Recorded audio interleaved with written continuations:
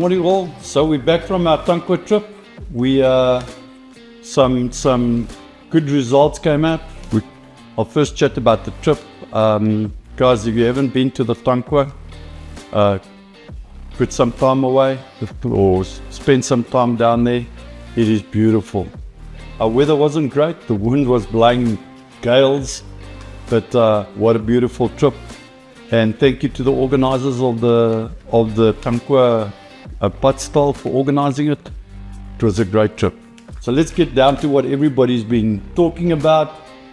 We took one V6, one V8 and one 2.8 all the way down to Tankwa and back.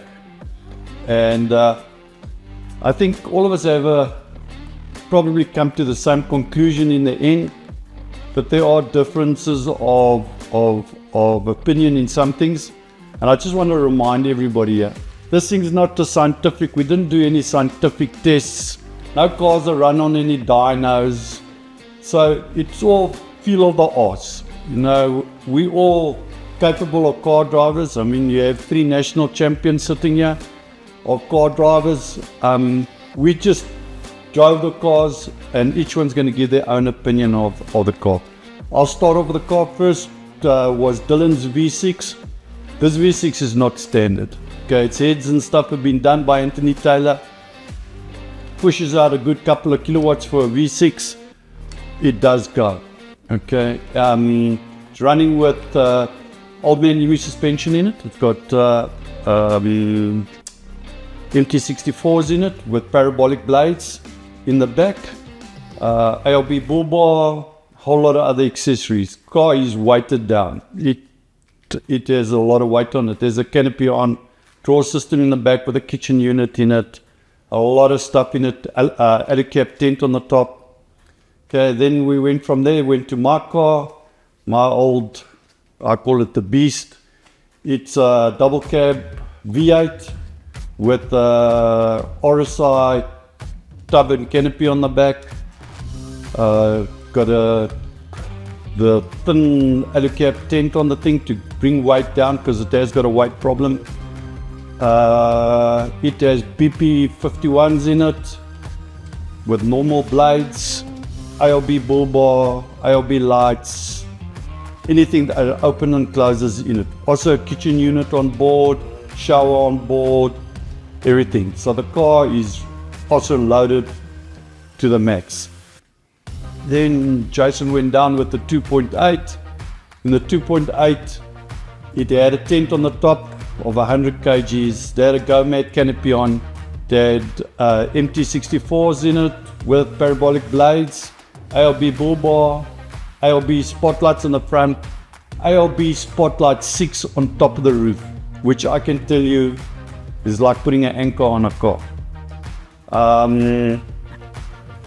It didn't have the permanent mount accessories that the other 2 cars had, but we did weigh it down by loading most of the people's gear into that car, including about 7 bags of wood, which were, if I remember right, 20 kgs of wood in each one of them.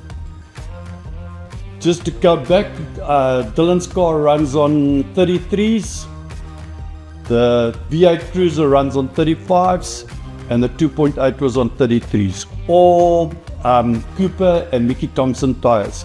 It's our preference of tire as a family and a preference of tire for the company. We get maximum mileage and they haven't let us down. So we tried to balance the cars by, we never took them to a scale and put this weight on the cars. We just loaded it to what we thought was about equal. And then we started on the trip. What we did see a significant difference was when we were on the open road and we were like doing 110. Our first, let's say 500 kilos was at 110. We weren't pushing it hard, it's nice, we're relaxed, we're going on holiday, and we were pushing it at 110. There we saw a major problem with the V6. The V6 does not like to run at doodle daddle speeds. It wants to go. So we were holding it back, and its fuel consumption at that stage went through the wall. It was just ridiculous. But it was because he needed to get down on the long uphills, stuff like that, where the 2.8 and the V8 were just running, V8 in fifth and the 2.8 in sixth or fifth, gearing itself down. So at that stage, the poor V6 came through. When we got to Britstown, it was a little bit before Britstown, we were running a bit late. We pushed up the speeds. I won't tell you what speeds, but all of a sudden, the V6 came back. The V6 definitely came back at the V8. And when it was running freely in fifth gear, wasn't gearing down to pass a car, wasn't gearing down to go up the hill, it came into its own, the V6. Then, going on the trip itself, we then got to, what was the little town called? Williston. Williston, if you ever go to Williston, there's a little restaurant in Williston. Guys, don't miss it. Stop there for breakfast, stop there for lunch. It is worth every cent. It's beautiful. You can't believe of a place like that. Anyway, from there we left on, I wouldn't even say secondary roads, but bad gravel roads. There had been raining in the area, it was wet. We left on roads that turned out to two spurs. In the end, we were asking farmers, because it showed on the GPS and stuff that it was a national road, but we got to gates that had guns on it and stuff like that. We had to get permissions of the farmers to get through them. Now we were at crawling speed, and some places in as far down as low range to get over little mountain passes and stuff like that. It took us 2 days to get down. One of the best trips I've done in my life. I had Deon Wright from Edenvale branch with us. He also said it's one of the best trips he's ever done in his life. I don't know what you people thought of it. Yeah, it's nice. It was great. We got to Tankwa when we got there, to the Padstal. I don't know what speed the wind was, but it felt like it was doing 200 k's an hour. Anyway, we spent the weekend there, had a great weekend. Actually, on Saturday evening, because the wind even got stronger, we moved to a place where it was a little bit more protected, a place called Oasis. Guys, we were 14 people, cost us 650. 350. 650 rand. Cost us 650 rand. That included 2 beds, because 2 guys were too lazy to put up the ground tent, so they stayed in tents. What a bargain. Place was beautiful, has a great restaurant, beautiful little bar, lawns are cut, hot water, great stuff. Nice ice cream. Beautiful ice cream. Beautiful, like. Okay, delicious ice cream. On Sunday morning at 5 o'clock, actually we got up at 5, left at 6. It was pouring, cats and dogs. It wasn't really necessary, but we did engage 4-wheel drive high and went out to, back all the way to Glen William on gravel road. What a beautiful trip. All the way back, Glen William, we filled cars up. By this time, sun had come up, we had got coffee. We did the road straight through from Glen William to Kopinya. Straight through on the gravel road. What a beautiful road. But now the wind was pumping, and it was pumping straight from the front. So these cars ran from Glen William to Clarksdorp with this gale of wind and storm range from the front. I mean, if anybody saw the news this week, it was bad out there. I mean, it was pushing the cars off the road, stuff like that. I don't want to, you probably can realize where I'm going. The thing is once we got into the open road and we were back at, you couldn't really do really high speeds. You couldn't get to the speed limit because the rain was so strong. We had a thing. There we saw again the V6 with the wind coming from the front and doing it 110 k's was taking shots of things. It's got more than enough power. You put it back one gear and it goes like hell. But then you got to run it in that gear. So to break the wind there, we put the V8 in front of it let the V6 run up behind it, and it could then continuously run in fifth gear with the V8 brake in the wind. It took us quite a while back. I think it's normally about a 10 hours drive. It took us like 13 and a half hours drive to get back. I must say, every car we had with us worked 100%. We had no loose bolts. We had nothing come loose on the cars. Everything worked 100% on the car. I had the water trap filter come on, I think in Wolmeron stock on my car. So we must have picked up fuel somewhere that had a bit of water in it. And I do have a pre-filter in it, so it must have been quite a lot to switch on the lights. So I'm not going to give you the final on the fuel, what happened on fuel. I'm going to ask every one of these youngsters what their opinion of the car is. I have my opinion, and please people, this is not set in rock. Your opinion is going to be completely different. I know how I feel. I know sometimes something's better, but I still follow that way because that's what I love. Okay, so this is just what we feel about the cars and our opinion, personal opinion. Go drive the car, get one at Toyota, take it for a drive, take a V8 for a drive, take a V6 for a drive, and take a 2.8 for a drive. Our two cars that were in the thing, the V8 and the V6, are not standard cars. Okay, I think my double cab is about 190 odd horsepower. It does shunt when it goes thing. Dylan's V6, when there's no wind around and something, not even my EFI can keep to it. Okay, it goes like hell. Okay, but it just doesn't have the torque of the other two cars. Okay, so let's start with Dylan. What was your opinion of the cars? V6 is not cheap. No, still love my V6. Would not sell it for the world, but I must say I was quite impressed with the 2.8.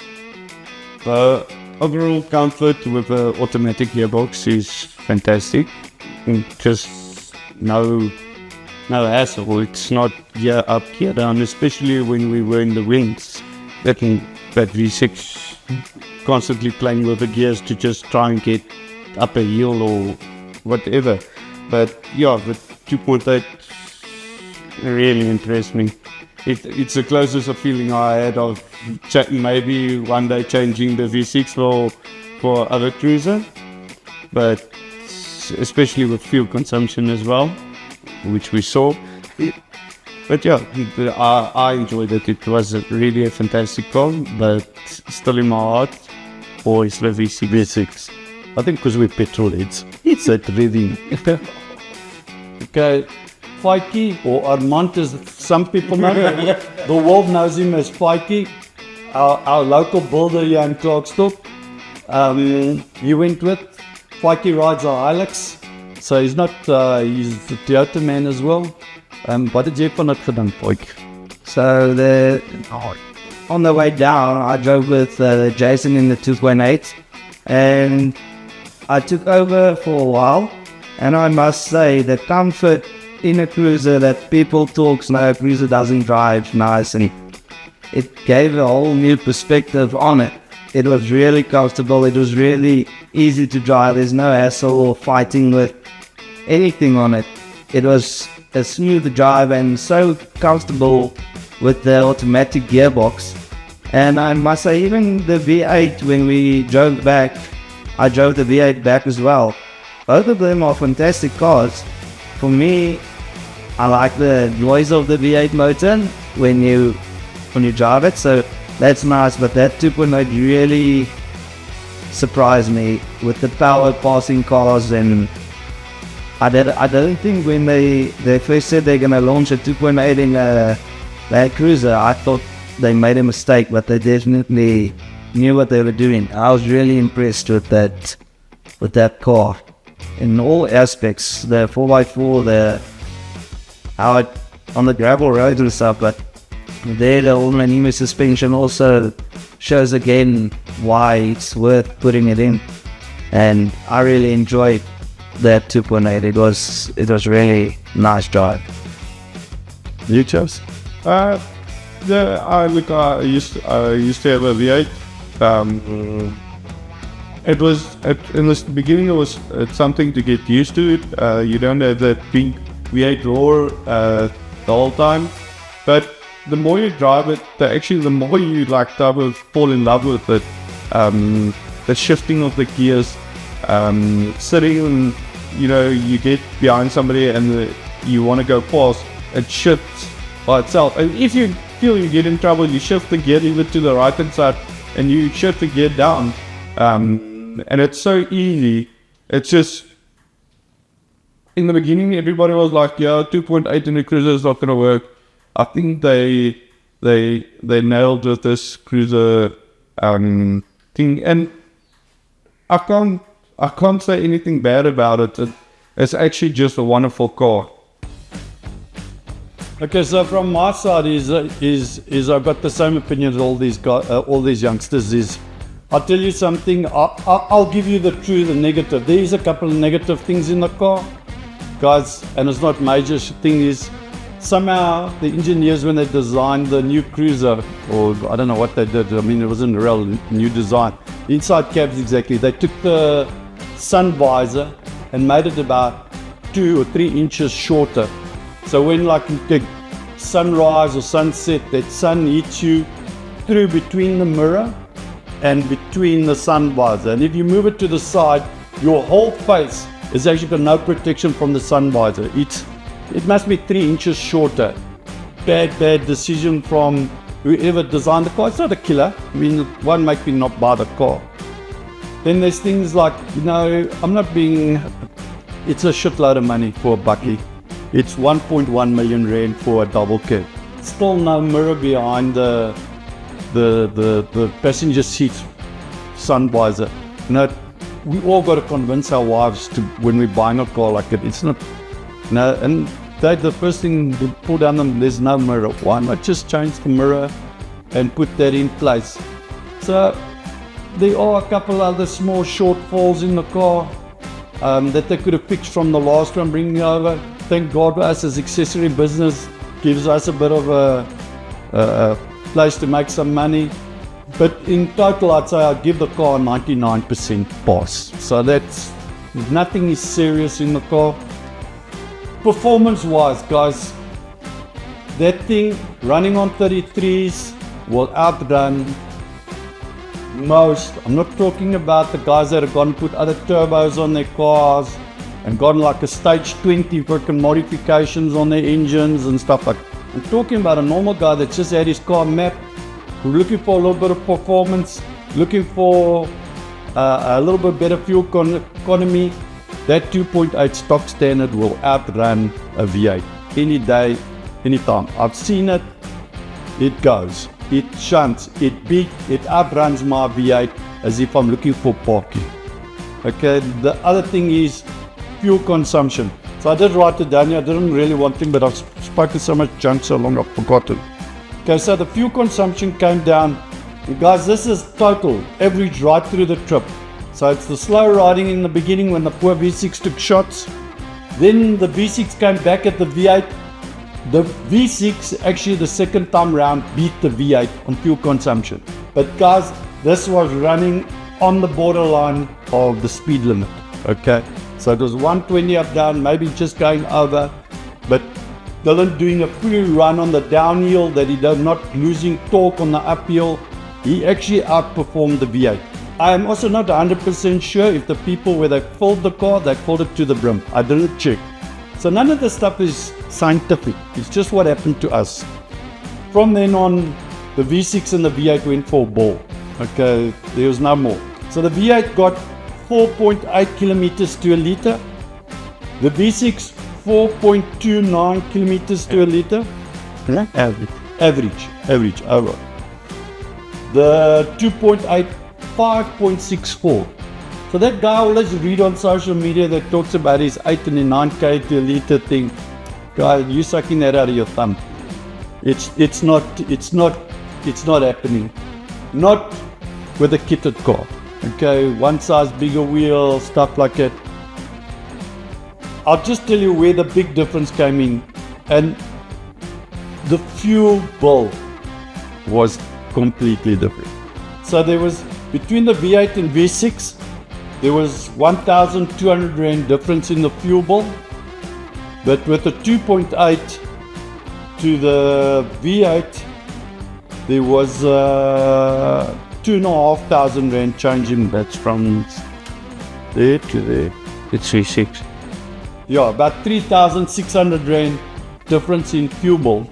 So, you know, in short thing, you're only thinking 1K to a litre. It was nothing. But going to Cape Town and back, the fuel bill itself was a whole tank difference of the one car to the other.